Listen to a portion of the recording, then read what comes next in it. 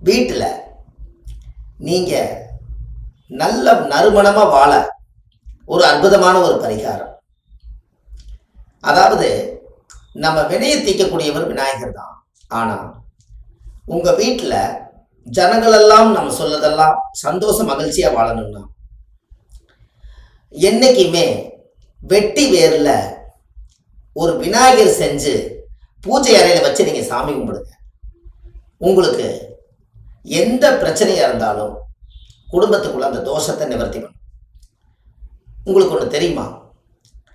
கோவிலில் கும்பாபிஷேகம் பண்ணாங்கன்னா பச்சை கற்பூரம், வெட்டி வேறு, கலசப்பொடி இதெல்லாம் போட்டு சாமி மேலே கொண்டு போய் அந்த பிரதிஷ்டை பண்ணுறதுக்காக தீர்த்தம் ஊற்றுவாங்க. வெட்டி வேர் இல்லாமல் அந்த வேலையை செய்ய மாட்டாங்க. அந்த வெற்றி வேருக்கு மட்டும்தான் ஜனவசிய பவர் அதிகமாக இருக்குது.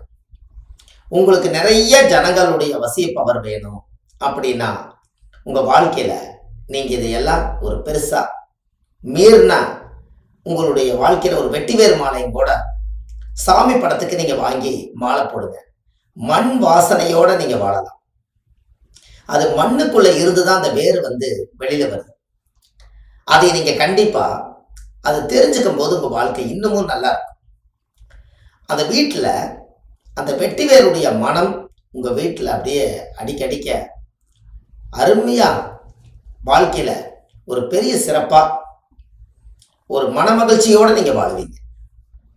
இதை நீங்கள் செஞ்சு பாருங்கள்.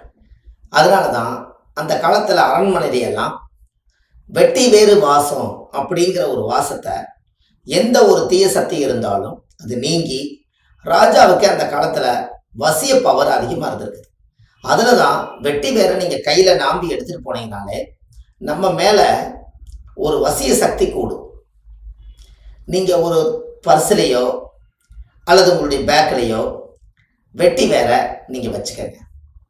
உங்களுக்கு உபாசனமான வீட்டில் தெய்வங்கள் இருக்கும், அதுக்கு ஒரு வெட்டி வேறு மாலை வாங்கி போடுங்க. அதில் மண் வாசனையோட உங்கள் வாழ்க்கை அருமையாக இருக்கும்.